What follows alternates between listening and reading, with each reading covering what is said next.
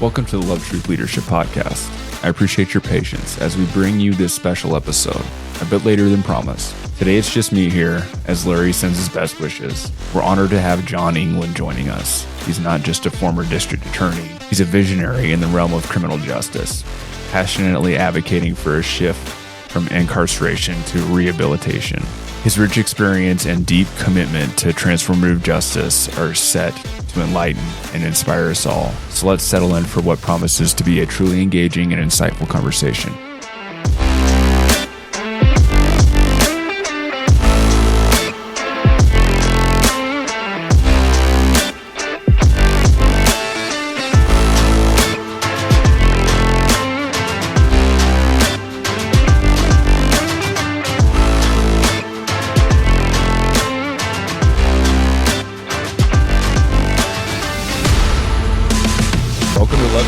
Podcast. I'm your host, Nick.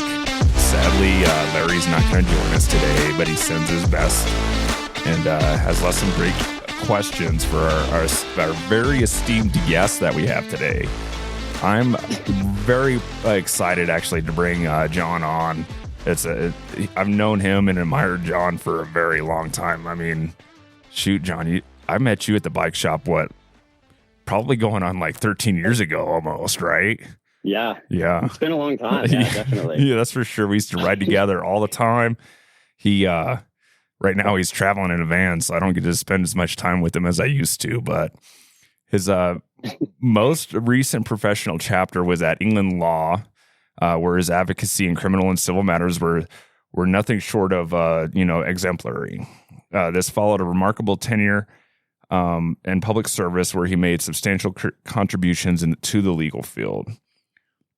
As a district attorney in the 21st Judicial District Attorney's Office in Grand Junction, Colorado, John adeptly managed a diverse criminal docket. Including juvenile cases, his work encompassed a wide range of legal responsibilities, from prosecuting serious cases to conducting detailed legal research and trials. His versatility extends beyond the courtroom into the healthcare sector, where he provided vital consultation and leadership as a CEO and corporate counsel for Plum Creek Medical. And he's a graduate of Crichton University of School of Law. His dedication to community service is inspiring, and his professional achievements with contributions to organizations like the Food Bank of the Rockies, the Colorado Caucus System, and the Hope Center in Omaha, Nebraska. So today we're going to dive into his extensive experience and his forward-thinking approach to the criminal justice system, particularly his advocacy for rehabilitation over incarceration. John, it's an honor, my man. I welcome you as a mentor and a friend to the Love Truth Leadership Podcast. How are you doing today, buddy? I'm doing great, and I really am excited to be here. I've listened to some of your podcasts and really enjoy the topics that you and Larry, speak about, and the relationship you guys have, because it's truly just kind of inspirational. And I think it provides a real, service to those out there that are kind of looking for that same thing and that need in their lives. So yeah, it's just great to, talk to you and hang out with you and, in this capacity. So thanks for having me. Yeah, we appreciate you being on, my man. I was sitting there, I was trying to think about okay, what topic do we tackle next? And Larry and I have a project that we're working on where we're trying to get in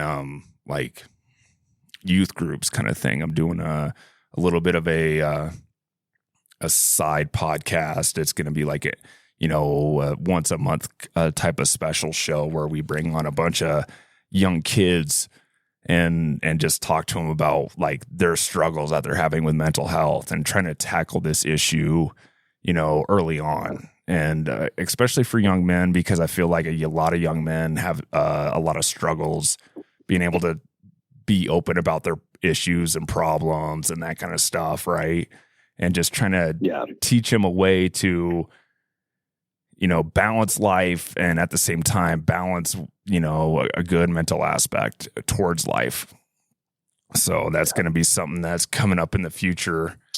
Actually, before this episode, The first, when it's the periodical episode is called the Roundtable, and I actually already have one of those recorded, so that'll be coming out before this episode comes out. So I'm going to get right into it, John. So in your career as a district attorney, did you encounter any specific mental health disorders more frequently among offenders, and how did this impact your approach to their prosecution and or rehabilitation? Yeah, I think mental health was a component in a number of cases, and that can range from significance to like the insanity, where people are probably familiar with kind of the insanity defense. He's not guilty by reason of insanity, but that's a very high bar. So in order to get over that, you have to show not only that the person kind of didn't know what they're doing, but they can't even understand right from wrong. And so it rarely comes up, and mainly only comes up in those big like cases as far as the crime is so egregious. I think the Aurora shooter, they tried that defense there, and the jury was like, no, that's right, not what is going on here. But I had that come up. Like I had a couple times where the person was in a ward of the state, and so they're in a facility, and say they assault their caretaker, and that would come up, and the caretaker's like, no, they and you're dealing with victims, and they're like, hey, I was assaulted severely. I've worked with this person for a long period of time. They clearly know right from wrong and that. And so you're trying to kind of figure out, does the person know this?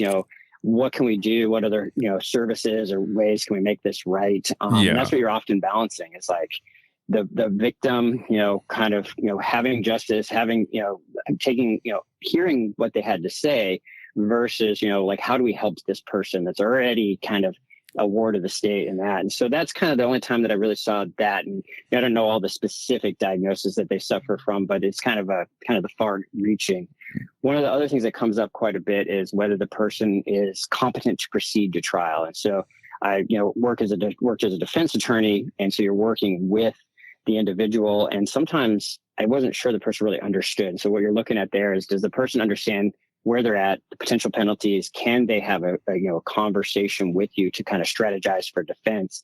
And there were certain times when I would work with my clients, like, I just don't know. And then those cases, the court will bring in somebody to evaluate that person. Yeah. But I think for today, kind of what we're going to talk about more is just kind of that, the mental health aspect as a component of rehabilitation. And so those you'd see ranges of everything. You got kind of some manias, psychosis, schizophrenias.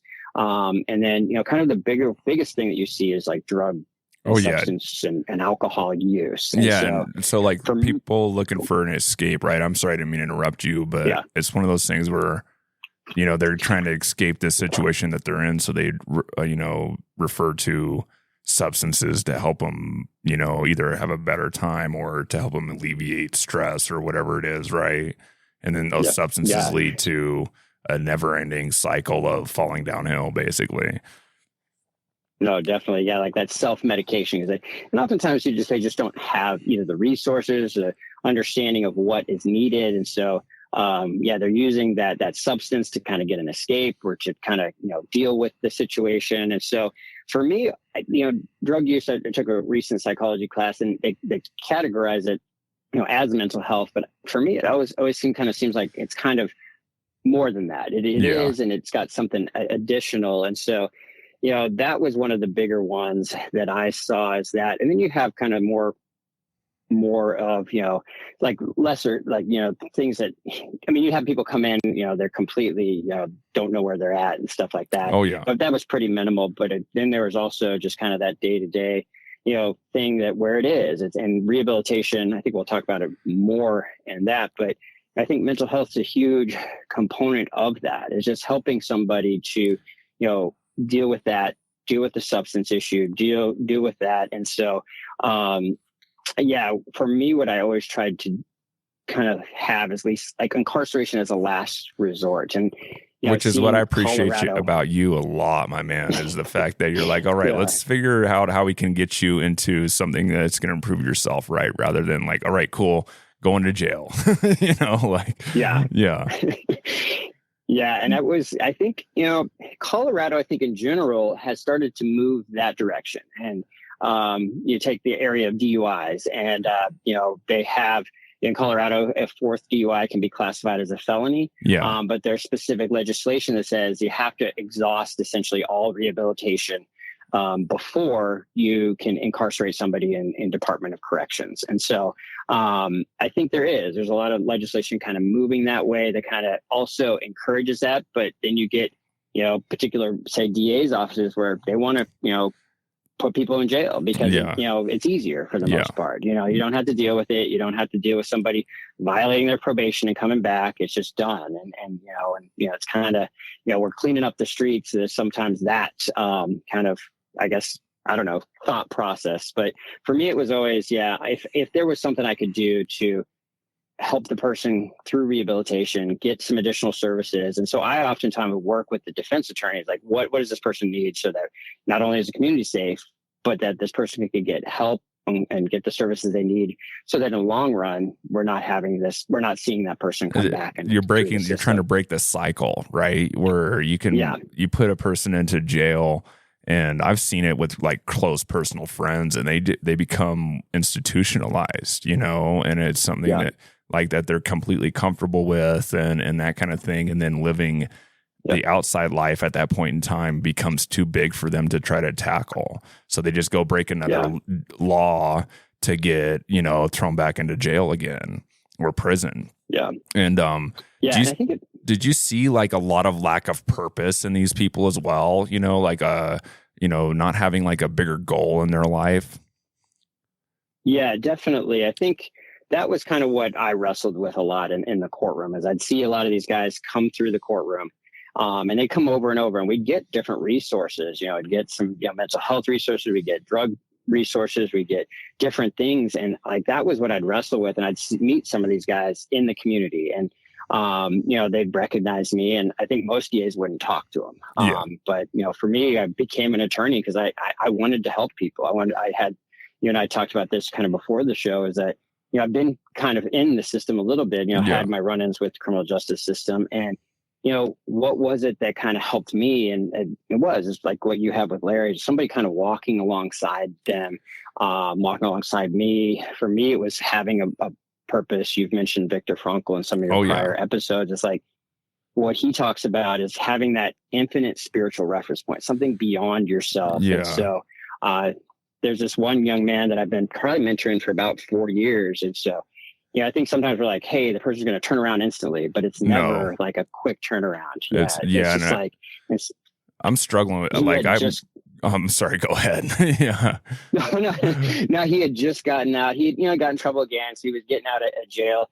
And I'm like, oh man, I don't have anywhere. And so I got my Sprinter van. And so I set up this hammock, and I was like, okay, what do we do to get a bigger vision for your life? And so we're like hiking 14ers. We're doing this stuff because it's like, how do you break that identity that somebody who's been essentially been in the system since they're 14, something like that, to current age of like 22, 23. How do you see a bigger vision for yourself? And so that was really something I wrestled with and wanted to at least like try and see if there's a way to like find that for an individual. The word you used was identity, right? They identify as this, which is that's the hardest thing to break.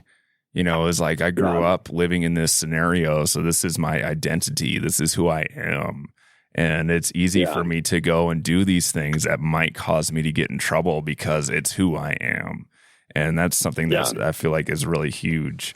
What misconceptions do you think the public or the criminal justice system holds about offenders with mental health issues?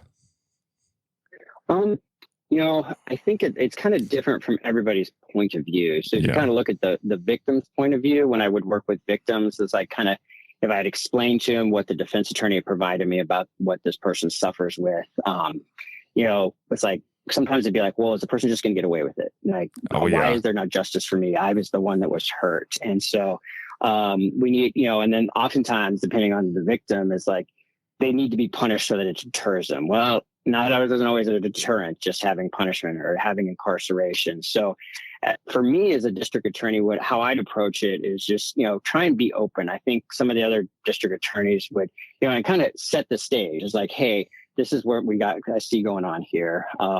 These are the options that we tend to have is probation, which would, allow this individual to get some treatment in both, say, drug use and, some therapy and things like that. So that this doesn't happen to other people in the future. Obviously, we have incarceration, and then just kind of walk through so that, I think sometimes the expectation is like, well, we'll do whatever the victim wants. And I don't think as a DA, that's what the job is. And there's, that's kind of what it spells out a lot of times, is that's not really the DA, the district attorney, the prosecutor is supposed to seek justice, not necessarily just incarcerate people. Yeah, and that's fair. But I mean, you got to also understand the victim, in those scenarios, they have a right to want to seek that as well, which, I mean, I totally get. I mean, I understand that, but that's where, us as victims maybe need to have a little bit more compassion towards the person that and look at where their scenario was. Maybe everything's going to be different. That's why our law system is so intricate, right? Is because we have all these different scenarios that go on for for the same law that's broken in many different ways, right?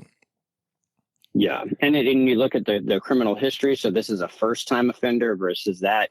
But there's a lot of, from the defendant's side, I think oftentimes there's a huge mistrust. Oh, yeah. Especially somebody who's been in the system for a long time. It's like, I don't want to tell you about what's going on mentally because I don't want it to be hammered against me. Anytime they've come into contact with the system, it's been a punishment. It's been bad. It's been something like that. And they don't oftentimes want the stigma. It's like, hey, if I come out and I'm this, then I'm going to be stigmatized as somebody who suffers from this or isn't normal. And so, there's all these things. And I think, looking at that is for the thing that I worked on, what we tried to do in the 21st Judicial District. It was the only judicial district in Colorado that didn't have a treatment court. So every other, judicial district. So I sat on a board out there to try and get that in grand judge, and it was tough because I don't know if they're just ingrained. A lot of the court didn't think that it was needed.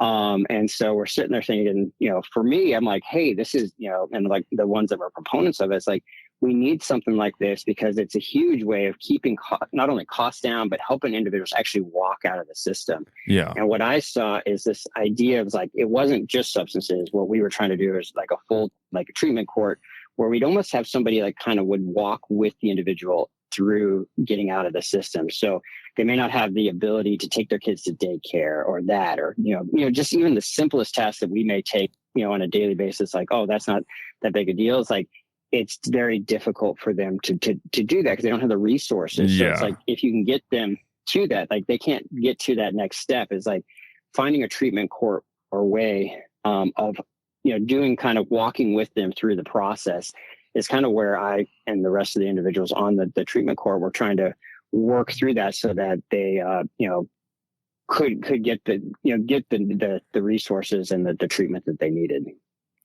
So that's basically those were some of the initiatives that you took as far as like in the 21st district, was to try to provide that, that rehabilitation program for them, basically. Yeah, we were trying to get a treatment court in that judicial district because, like I said, it's the only one that doesn't have it in Colorado. And so there's a lot of different treatment courts in Colorado. There's DUI courts for individuals that continue to get DUIs. There's substance, drug courts, kind of essentially, and then there's mental health courts.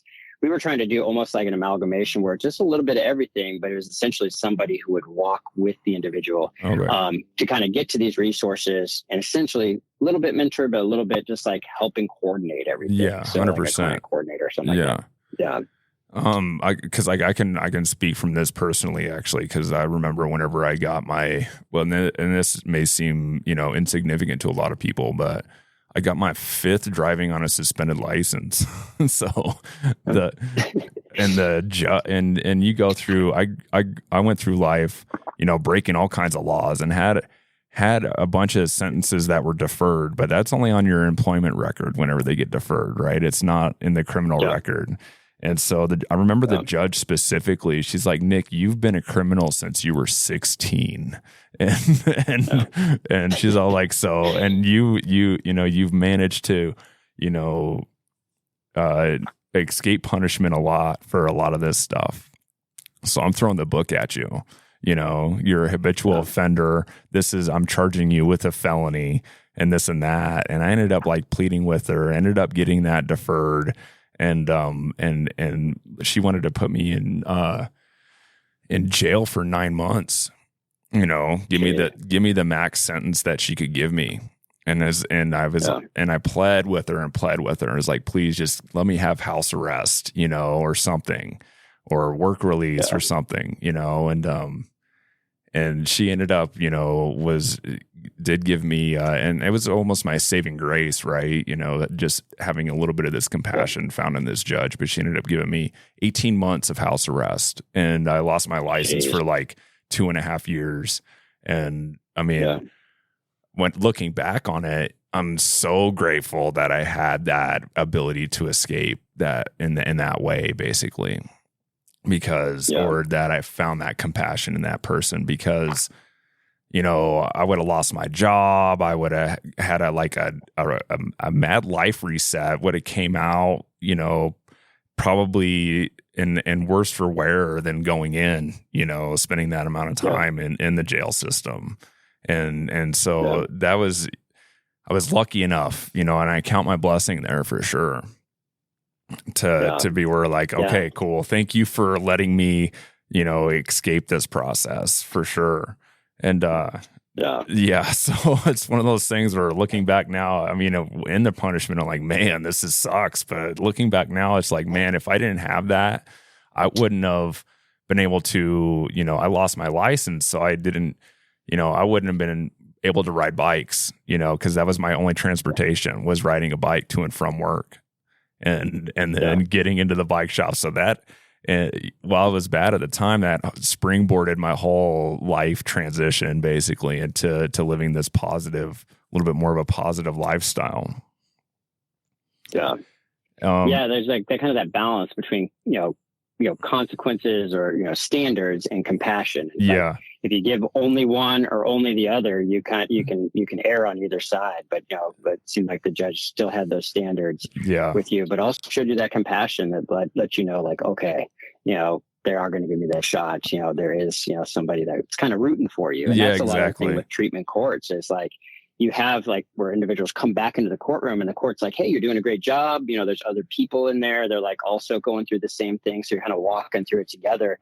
You're not just kind of like a number in the system. It's like, I go serve your probation term. It's like individuals kind of coming together to like work through this process and kind of succeed together. So, that's huge. Awesome. It is huge. And now that I think about it, I'm actually going to try to find out who that judge was and write her a letter of thanks. That's not, because, pay some of my gratitude forward to her, because without that little bit of leniency towards my part, it would have been, I wouldn't like to see where my life would be at right now, basically.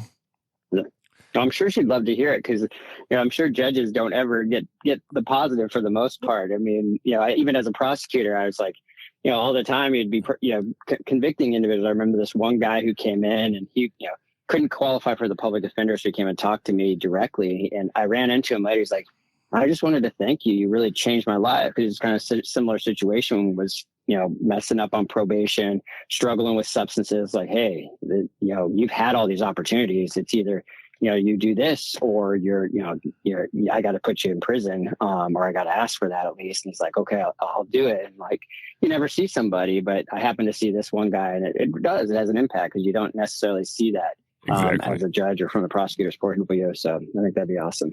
So how do you balance the need for accountability and actions with understanding of mental health influences? And now I want to clear something up real quick, because whenever I'm talking mental health, I'm not talking just, let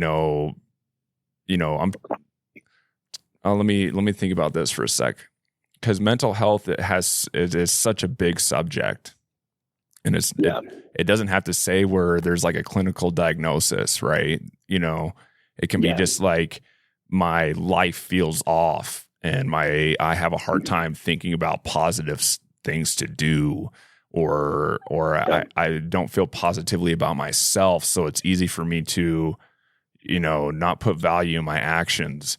It's such a big deal. That's where, mental health can be as small as I don't have a good routine, or as big as I definitely have some kind of issue and I need to be on medication, and even further than that, to up to insanity.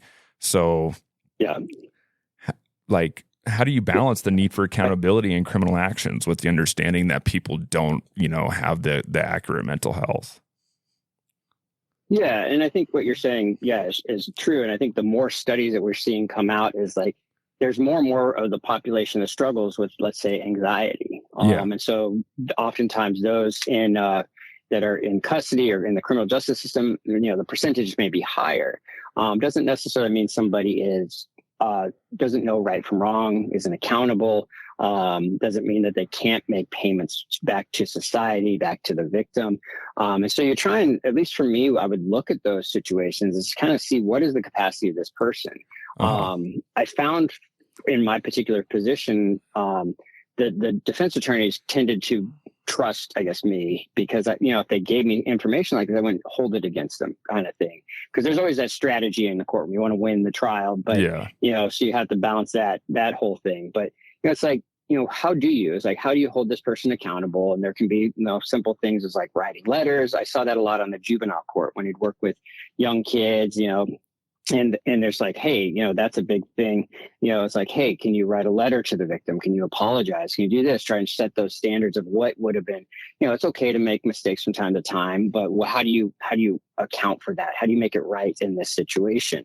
And then you got to balance that community safety aspect. It's like, is the person, if you don't put them, in custody, in jail or whatnot, how do you ensure that community's not going to be in danger? Exactly. But there's also that balance of, if it goes on untreated, how is it also continuing to contribute to their criminal behavior? Because just because somebody suffers with mental health doesn't, like that, the mental health aspect is kind of separate from the criminal behavior. Yeah. But if, something that you want to, as part of a full rehabilitation to help somebody walk out of like criminal behavior, is where you want to address all the issues, whether that's, some kind of underlying mental health issue, some kind of substance issue. And for what I saw a lot was, the substance and the mental health were correlated. Not necessarily like if you use substances, you definitely have mental health, or mental health means that you're going to use.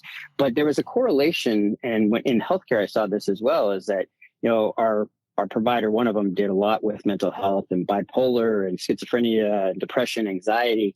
And he would have his patients sign contracts and he'd do drug screens on it. He's like, you won't be able to feel the benefits of the prescribed medications unless you walk out of, your substance use as well. And we can treat this. And so I think a lot of these rehabilitation programs and what you're looking for balancing community safety is like coming at it from a multi-dimensional approach, like every aspect of what it means to be human. Oh yeah, it's and huge. Mental health is a big component of that. It's a huge component of that. And it's, I think whenever you're talking, I'm sitting there thinking about myself, not myself, but it's like people that don't maintain value in what their life can be, or what service they can provide other people and stuff like that. And it's like, all they have to do is like be self-serving and do what it takes to be self-serving.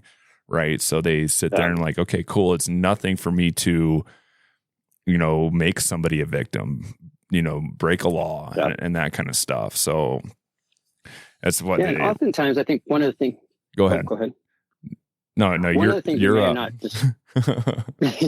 may not discuss a huge amount today because I think we're focused from the defense side, but I think the statistics are that those that suffer from mental health issues oftentimes are victims of crimes. And so, how do you work through that situation and ensure that, like from the prosecution side is like, also, are we working with the victim to help them get the resources they need? And that actually, the Victims' Rights Act came into effect when President Reagan got shot.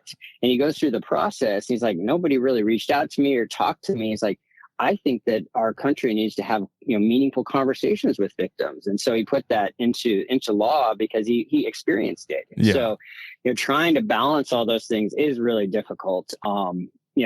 And there's obviously no one answer fits all, but it's just, weighing all these different things, and, community safety versus rehabilitation versus, what are we looking at in the future? What can we do? And people's rights, like to incarcerate somebody takes away their rights. They no longer have, their right, for freedom and all these things. And so it's something that, as a prosecutor kind of weighed heavily on me. No joke. In everything that I did. And then you got to also think about like you said, from the victim standpoint, okay, so the victim now doesn't have the correct mental health because of this issue that they went through with somebody who committed a crime against them, but they don't, they're not sitting there going to go out and, repeat the process, right? So it boils down to like a level of morality as well, right? So you break one small law and it's like, okay, cool. That was nothing. I didn't get caught. I didn't get in, the trouble that I got into wasn't that big a deal. So my next moral step is my next moral break, I should say, is easier to do, and then, okay, cool. I did that. And now my moral compass just keeps getting more and more askew. And you stop thinking about your actions or your behaviors affecting other people. And so it's just like, once you start this whole process, it just becomes easier and easier and easier to keep going morally downhill, so it's a huge thing, and it's crazy. So like, from your experience though, what is there any changes to legislation that you would recommend to better support the rehabilitation of offenders with mental health issues, or, maybe expand on that a little bit? Yeah, that's a huge topic. And like I said, I think Colorado is starting to take a better look. They've been taking a look for a period of time. We're seeing more rehabilitation courts, more mental health courts, more substance drug courts, those kind of things. Yeah. I think for me, it's kind of go back to what we touched on a little earlier. Is just, how do we walk with somebody that we truly are wanting to rehabilitate? Yeah. Because there's so much, like, when somebody gets out of jail and they're like, okay, you got to go do these things. It's like, there's a huge list. And if you're just on probation, I mean, the probation officer isn't doing it for you. They're like, hey, go do these things. And so it can be overwhelming. Like I said, that young man that had gotten, out of jail and he, got on a probation sentence. I was walking with him through it and like doing it and like, yeah, okay, so this is what we got to do. We got to go over here and sign up for this. And if you take away, say you don't have a license or a car, or then it just compounds. Well, everything takes longer. So either you're driving without a license, or you're, doing something that, or you're taking, twice as long to take the bus, 3 times as long. And so I think for me is like having somebody that can kind of coordinate, that like those resources for somebody, rather than just kind of getting a packet. That's like, hey, these are the things you need to do. Here, you can go try and get this help here. Because there's so much that somebody has to do. And I think I've heard you and Larry talk about it before. It's like, and I think a lot of guys get out like, okay, I'm going to make a huge change now. They try and bite off more than they can chew. Yeah, so for real. Of making that 10% change every day, they're trying to do 120% change every day. And it's like, as people get overwhelmed and then fall back into what they know. And so, I think for me, it's just, I think a lot of times we have the resources, but just being able to coordinate them, being able to figure out, how does this work? And then, like I said, for me, like it's that the one that either doesn't or can't be part of the courtroom is having that kind of that higher power kind of thing. It's what does that look like in your life? Because oftentimes the court can't do that. The court can't tell you, what's going to be the meaning in your life. But, what does that look like? So I think that we're moving in the right direction. I think, mental health is actually on the radar in a lot of courtrooms, on the radar of the legislator. What that looks like, played out, I don't know. For me, it's just kind of having that aspect of, how do we walk individuals through this so that they make sure that they're taking advantage of those resources? Exactly. People finding a purpose that's positive for their lifestyle and something that has a positive effect on other people. I mean, it can be, there's something this subject is a lot bigger than what it really is and what we're, covering in just this podcast episode. I mean, it's huge in comparison to what it really is. And it's one of those things where, I think it starts, from whenever a lot of people are developing as teenagers, not having the right support network or being able to address the issues that they see going on in their lives. And next thing you know, they're like, okay, cool. Well, I don't feel like I'm cared about, and stuff like that too. It's something that is just gigantic. And the way we need to look at it is it's not just an improvement for the individual either. It's an improvement for society overall as well. Yeah. And, it's not, and that's where I really, if you're having a hard time finding that big, higher power, the spiritualness of it all, think about the effect that it's going to have on your fellow man, and how much life is going to be better for everyone. Yeah. Oh, definitely. Yeah, I think it is. It's just something, to try and find that. And like you said earlier, it's like there's not one size fits all. It's what that you have to be able to, and that's what gets hard in the criminal justice system. Is it moves very slow. It's it's hard to really tailor everything.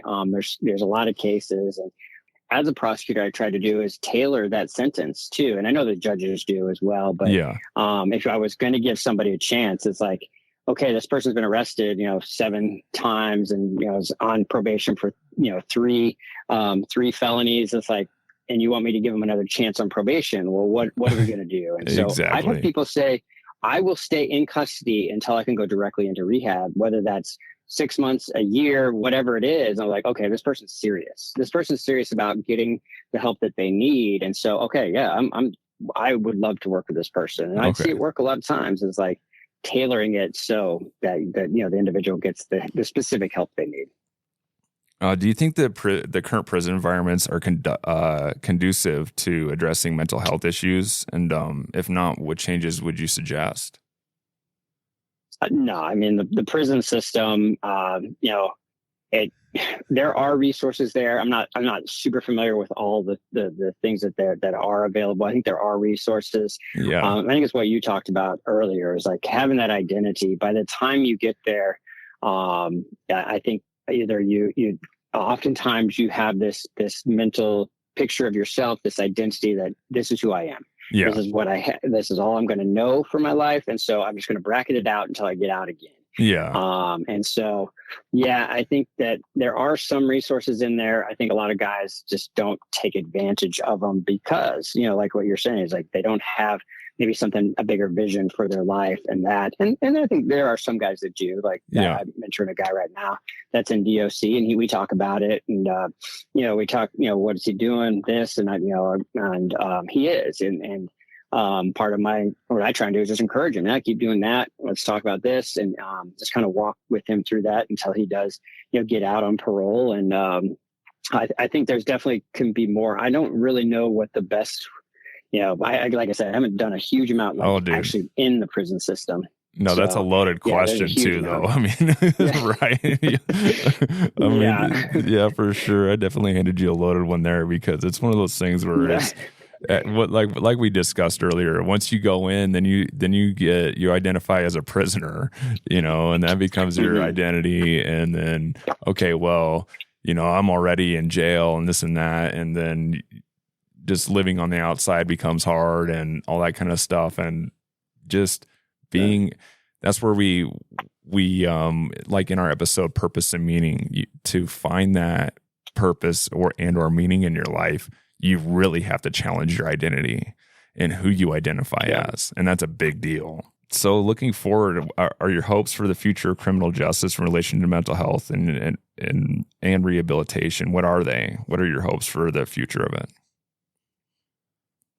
So for rehabilitation, I hope that it almost starts to come to like, it's a day in, day out at the job. Like if you're a prosecutor, it's like, you've seen everything and you've seen everybody say, I'm going to change, and they don't. Yeah. From the defense side, it's like, you see the same thing. Yeah. And so it's a really tough situation, tough area to kind of work in, and not a lot of people say just kind of lose kind of, any kind of hope that somebody's going to kind of change or walk out of the system. And so for me, it's like, I actually have taken a step back from, full-time practice of law to look at what that looks like. Because like I said, I would see these individuals come through the courtroom and it's like, what can I do? And I started befriending them and working with these guys that were what they call a halfway house or community corrections, what it's called in Colorado, and just kind of be that person to kind of mentor somebody and have that understanding. And, it was tough. Like that one young man, like he told me it was probably a year in that he mentioned, oh, by the way, you were the prosecutor on my case. And he didn't tell me. I wasn't the one that sentenced him. Otherwise I probably would have remembered him. But, so he was very guarded because like, you don't trust people in law enforcement if you're raised in a situation where, you don't trust law enforcement. And this young man has never had a positive role model in his life. His uncle get out of prison, have him moving drugs and guns and all these things. And, just a situation that I didn't grow up in. And it's been etched into, like, as I saw, like on the juvenile docket, these kids is just they're living in environments that's it's etched into them. And so what does it take to walk with somebody out of that, identity, out of that lifestyle, out of, where they are, to give them a vision for their life? And exactly. So, you talked about that meaning and purpose, and I listened to that episode, and, one of the things, at least for me, that I found when I was in those situations is kind of rings true with the Apostle John says, is like, in the beginning was the Logos, the reason for life. The reason for life was with God. And the reason for life was God. And so all these people, the Greeks were looking at like, what is it? Can we find this philosophical principle? Can we find that? The Apostle John says, this is it. This is who it is. It's God incarnate that came down. And so that's what helped me to have this bigger vision for my life. That's something beyond me. Like Viktor Frankl says, that infinite spiritual reference point captured me. And some of the stuff, that wasn't an immediate change. And that's what I see with some of these guys that, my hope is like, hey, let's do this. And then you'll be, a law-abiding citizen in 6 to 10 months. And you're like, well, no, it takes a lot longer. So can we walk with these individuals through this process? And it goes back to that DOC. If somebody, I had this young man, he went to prison early, like at age 21, 20, something like that. And you could see it in the courtroom. That was his identity. And like I tried every aspect I could get. He was staying with people that, I happened to know, and they would call me, and like, it was just, I was wrestling with it as a prosecutor. And I remember when the judge sentenced him, she was like, everybody in this room is working harder for your success than you are. And I know that's harsh, but I think he like, it was hard because I was like, he's just identified as this, and, his dad was working with him, like everybody was. And, how does that young man get a vision for his life that can break him out of that? And that's what, while I kind of took this step back right now and I'm kind of focused on that theology as I'm getting my master's in theology, it's like, what is it? What is missing from just the rehabilitation side of just therapy or just substance abuse treatment or just potential punishment? Is there something that we can do and put into this system that might help draw somebody out of that and say, hey, I do have a vision for my life. My identity can be found in something else. Exactly. And I mean, that's kind of what I'm looking at. It can be, and it's a lot to do with, the upbringing, what school system they go to, how they feel about themselves while they're being taught things, like, okay, so I'm not smart enough to learn this subject at school, so I'm just not good enough. And then, it's the issue is relatively gigantic. When it all comes down to it, it's like, how can we prepare all these young people to live a life of purpose and to live a life that's beneficial towards our society, and stuff like that. And it boils down to so many different factors: the house they're raised in, the schooling system that they go to, how they feel about themselves in the schooling system, whether they're taught they're taught to fit in a box or taught their skills, something that they're found to be exemplary in. Let's teach them that, rather than just being, no, you have to do the current math problem that everybody is learning in the same box, So there's so many changes that need to happen to really incorporate this whole thing. But Larry and I sit here and talk about these kind of issues all the time, and we talk for hours and hours and hours about how all of these certain factors of our society need this giant change to incorporate a better outcome for everyone.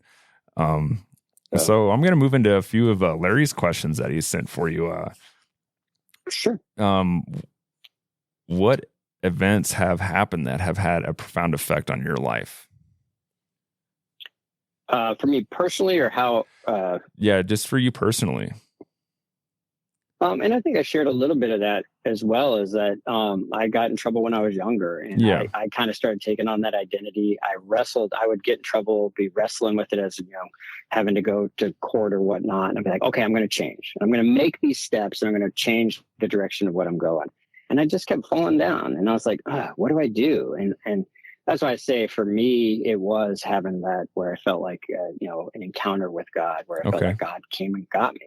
Heck yeah. And so that was a big one for me. Is just like, there's certain times, at least in my life, that I feel like I've seen that there has to be something beyond what I can really grasp, in this life. And so that was, I think, the biggest thing for me, is what it did. And it kind of, I think, changed the way I viewed and approached things in the courtroom, because, as a prosecutor, oftentimes, like, you hear the other prosecutors, oh, these guys are just criminals, let's lock them up, let's do this. It's kind of that, and they have a job to do, and that's their job. It's just like, but there's this vision of it. And then, the judges are kind of too, like, they have a, like, hey, and it's almost like everybody's kind of looking at this one person as like they're less than. And then I became a defense attorney, and I remember one of the defense attorneys goes, none of these guys are really worth your bar card. They're worth your license to practice. And she was kind of protecting me because I'm a nice guy and, might get over involved and whatnot. But I think, I kind of envisioned them looking at them in a different way, but it was like, I just like approaching the job as like, but for the grace of God, go I. It's like, I could just as easily be me in that situation. And the way I know that is because I sat there.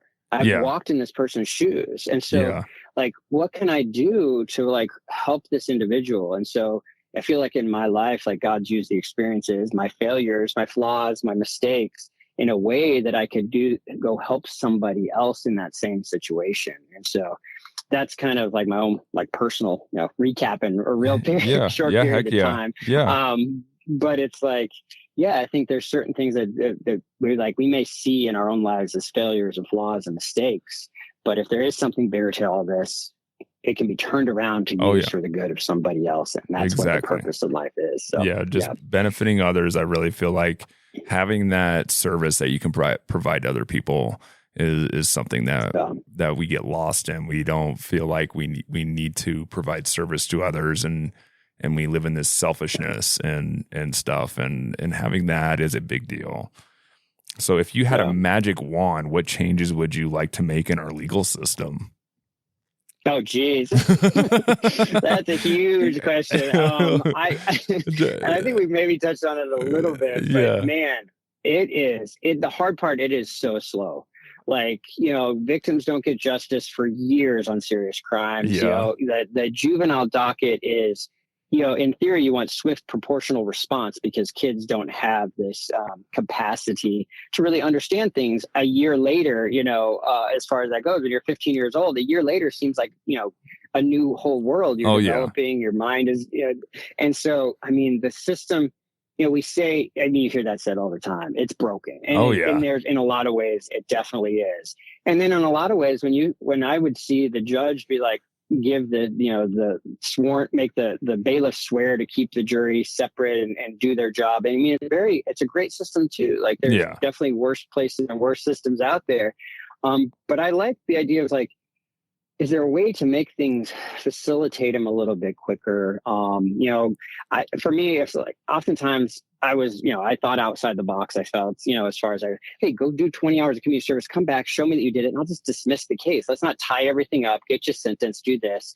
And let's just get it done. And so that you don't have to deal with it. You don't have that conviction on your record. And so I think some more creativity would be awesome. I think more, trying to get, the big cases, obviously they're going to take forever. Homicide, armed robbery, those kind of things. But, starting, like you said, starting with somebody's like their first time in there, if you can, like, what I see happen is people get caught up. And like, if any of us live on probation, the probation officer probably is going to find something we're doing wrong anyhow. Like, no matter how good you live your life, nobody can live under strict scrutiny at all times and be, and come out, always doing the right thing. And so, it's a really hard question to say if I had a magic wand, but I think, having a way where we don't, and especially in that younger period, like not only the juvenile court, because there is pretty substantial resources for juveniles, but you hit 18 and now you're being tried as an adult. Oh yeah. And so Yep. 18 to 25 is a period where most indicators say that your brain is still developing. Yeah. And so we're treating these individuals as adults. They may not have that, that fully developed brain.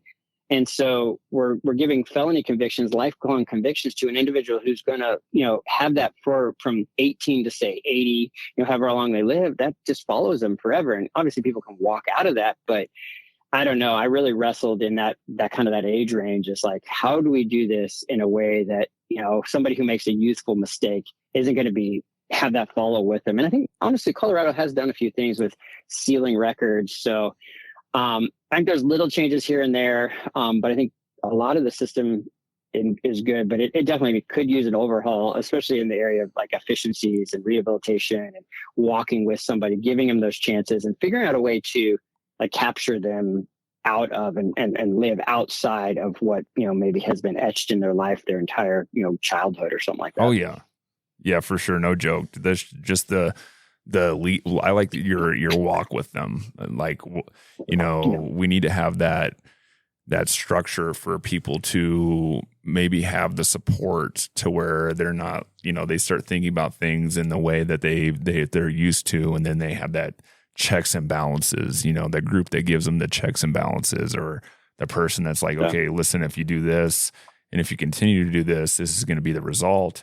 And let me show you a way to cope with being bored maybe, or, learning how to improve your life and that kind of stuff. What would you like people to do to pay it forward to others? We've talked about it a lot today. You talk about on your podcast, that relationship you and Larry had, that mentoring relationship. Yeah. My dad was really a big proponent of that. And he would mentor, individuals. He's a physician. He'd mentor med students 42 years. He did it essentially every year, multiple individuals. And it's hard. I remember when, community corrections contacted me, and one of the case managers there was like, hey, I've heard you've been spending some time with, some of my clients. And he was kind of perplexed. He's like, for a DA, I mean, to cross over and talk to, I remember one of my trials, I shook the hand of a guy who did it pro se. He was pretty belligerent with the court, pretty out of control and that, but I tried to show him like some compassion and just be like, and kind of calm the situation. I shook his hand afterwards, like, hey, you did a good job. And one of my supervisors like, I can't believe you talked to that guy. It's like, I think we have a perception of like, either you don't talk to him, but there's also, to pay it forward is just, I remember in the community corrections guy, he didn't really ask me about the guys I'd been spending time with. He's like, hey, will you mentor some of our younger guys? We don't have that in our community corrections program. And I'd love to have these guys be able to get outside of this, because especially the younger guys are getting, mentored by older criminals in community corrections. And so, I do love that mentoring, like walking with somebody, kind of bearing the burden, and just, finding a way to, and it's hard because sometimes, I mean, I've been, conned out of money. I've had, sometimes you may get a little disappointed. I've had guys that I felt like, made significant strides and then, maybe overdosed and died. And it's like, but to pay it forward, to just say, hey, I want to be somebody in your life that can kind of point you in the right direction, point you to something bigger, point you to say, hey, you do have value, you do have meaning, you do have a purpose in your life. Let's see if we can help find that together so that, your life can be better. Because like you said, I think that is kind of what we were designed to do. Yeah. And when we're not living in that, we start to feel like that impact of that, and start to feel the consequences of not living in that way, and get focused very much in on ourselves, and which that's not what we're designed to do. So yeah, I definitely think like paying it forward.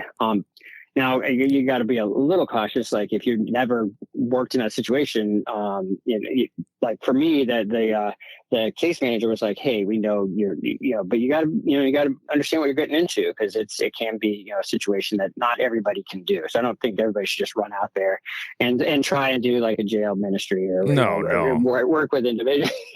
But everybody has somebody in their life that they can say, "Hey, let's walk together. Let's do this. I've learned this. It may not be exactly the same for you, Exactly. but I have, similar, impacts and similar experiences that I would love to be somebody that could be a sounding board for you. And Exactly. I think that's something that, especially men, like you were talking about earlier in this podcast, is like, I don't think men are always real open. No. I think they've grown up, especially like my father's generation, stuff like that.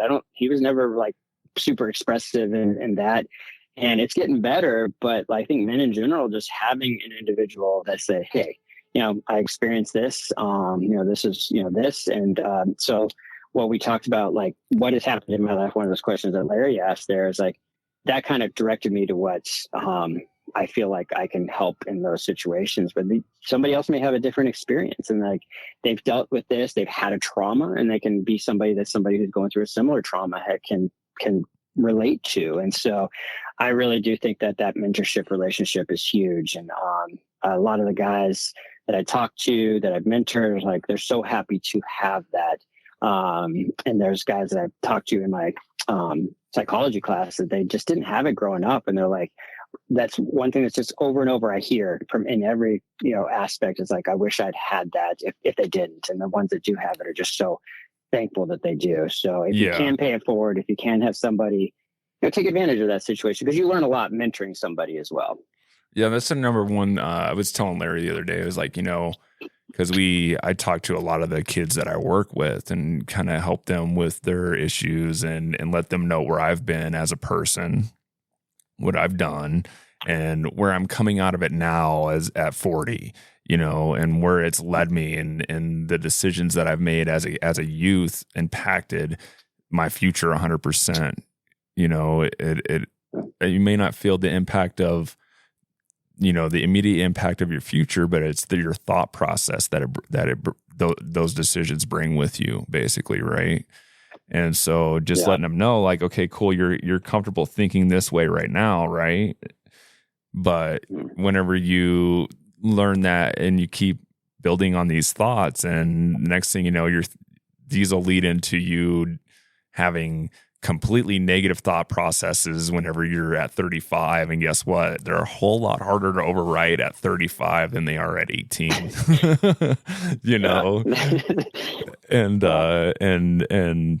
And trying to escape that, at an older age is a lot harder than escaping it whenever you're young, and you can learn to make the correct decisions at that point in time. And we're all young, right? We all want to live in the moment and have fun and impress people and all that kind of stuff. But it's one of those things where it's just like, does that really have a benefit to your life overall? If it doesn't, then let's think about something else that's a little bit more positive. But yeah, John, is there anything else that you want to add to our discussion today, my man? Well, we've covered a lot of topics. So I think, like if you're in the criminal justice, looking at your audience and some younger individuals, I just kind of walking through that in a situation. If you've been charged with a crime, that obviously work with your defense attorneys and stuff like that, because you have certain rights, you have certain things that can really. But there is also there is an element of help there, and so I think sometimes we don't like you were saying, you get nervous if you're going to get pulled over. But if you get on the sentence side and you're on probation, a lot of those probation officers are there to help you. They want to help you. They want to walk with you in that situation to the extent they can. It's not going to be a mentor situation. No. But just, being willing to say, hey, I need help. And I think that's a big one. It's like, hey, I can't do it on my own. What can I do? And then, for those that have the capacity who maybe walked through some stuff, be willing to go out there and mentor somebody and be that person that person that kind of support that person. But, I think, just because, you've maybe either committed a crime, been convicted of a crime, or that doesn't have to be your identity. No, that doesn't have to be who you are. It doesn't have to be how you see yourself, how you walk through the world. You can walk through the world in a different way. And, I just know that there are people out there that are wanting to help, and, be willing to say, hey, I need that help, and, do it in ways that, that there are people that will help, and be willing to trust that, be willing to take that step, that leap of faith. It's like, okay, I know what I know. and taking that step into the unknown is scary because you don't know it. But it's going to be like, for me, it's like, I can't keep living this way. So I got to trust in something else. And exactly. So that's where I think it is, taking that leap of faith, taking that trust step, being comfortable in the unknown. Yeah. That's one thing I struggle with, is being comfortable in the unknown. You know, that's life. And the saying that I always repeat to myself, whenever I'm finding that discomfort in the unknown, is there's one thing that I do know, and that I know nothing, you know. So it's you know, so let's just go, let's live this life and experience, and at the same time, remember my behaviors and my actions have a consequence to them. And do I want to see that consequence as a positive impact on my life and on other people's lives, or do I want to see that consequence as something that I have to be afraid of turning the corner with? And is it going to be something that's going to maybe haunt me? Or if I get caught for this, is it going to be something that's going to get me into severe trouble? Or how are other people going to view me as a person? All that kind of stuff, right? So just remembering we're all in this together as people, and we're all on this earth together to serve each other and bring positiveness to each other is a big deal. Yeah. But heck yeah, my man. Definitely. I think we have barely touched an iceberg here, John. I feel like, you know, it's one of those things where I really feel like I want to bring you on with Larry again, whenever Larry has the ability to come be on the show with us, because his insight I greatly appreciate. And what I love about him is he's a big listener, you know, and it is a big absorber. And that's for sure. So we'll definitely have you on again. And in the meantime, I'm Nick. This has been the Love Truth Leadership podcast. Like I said, Larry's sorry he couldn't be here, but he sends his best. And as Larry always likes to say, have a grateful day. Yeah, definitely. Thanks for having me. I really appreciate it. It's been awesome. Yeah, thank you for being here with us.